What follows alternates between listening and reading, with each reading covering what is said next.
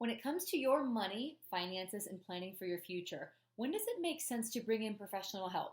We'll break down a few tips and considerations in today's video.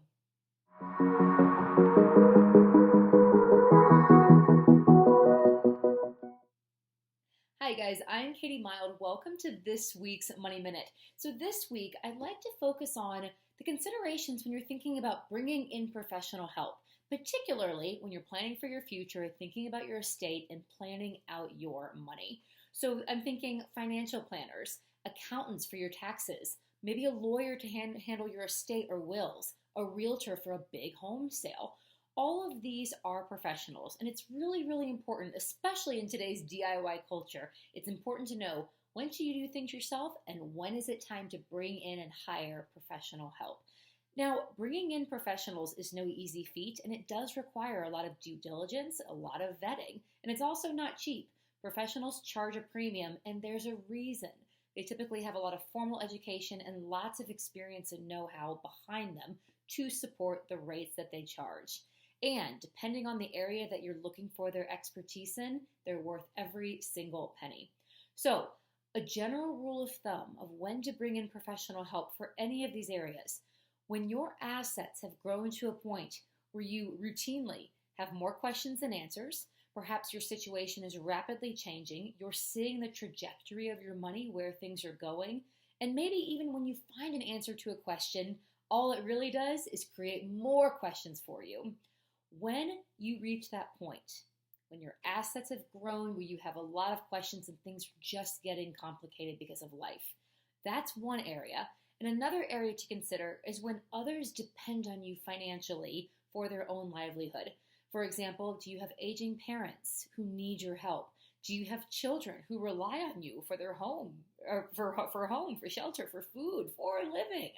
When others depend on you financially, then it's time to bring in the big guns to help with answering a lot of life's questions. So, when you're thinking about bringing in an accountant for tax preparation, a lawyer for estate planning, a certified financial planner to really give you good advice on where you should allocate, here are just a few considerations as you hire someone.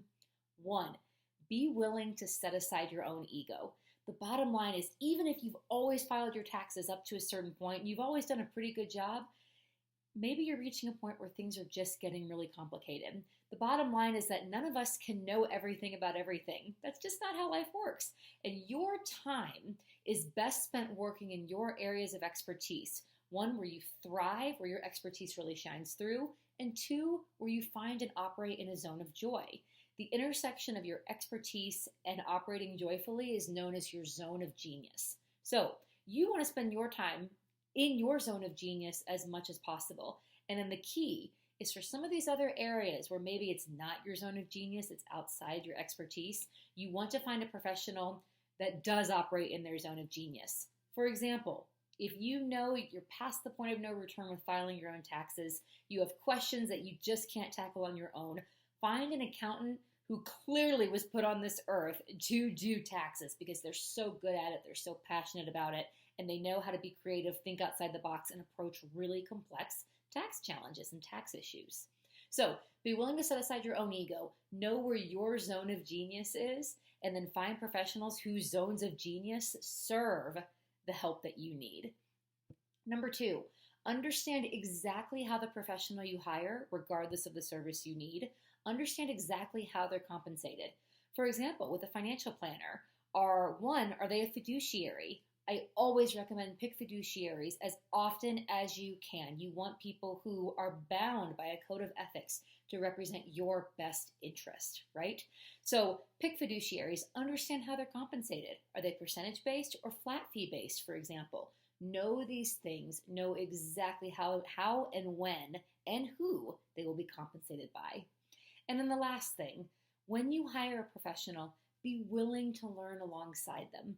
This really goes hand in hand with the first tip of being willing to set aside your ego and admit when you're no longer operating in a zone of genius. When you make a hire, be willing to learn alongside them. Hire someone who's willing to answer your questions, willing to teach you, willing to explain things, and willing to be patient. Dave Ramsey calls it, hire someone who has the heart of a teacher. And I love this phrase because you want someone who is willing, really willing to help and be patient with you. The bottom line is, even when you hire out help, even when you outsource something, you still have overall responsibility and ownership.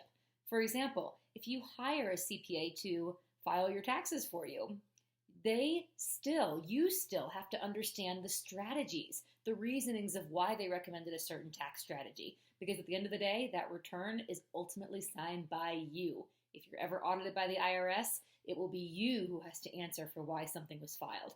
So while you don't have to understand the nitty-gritty of every single thing that a professional's advising you on, you should absolutely understand the overall strategy, the reasonings why, and be able to, once you've heard it and had it explained to you, you should be able to then turn and explain it to someone else. So those are just a few tips on when it's time to bring in professional help in your financial life.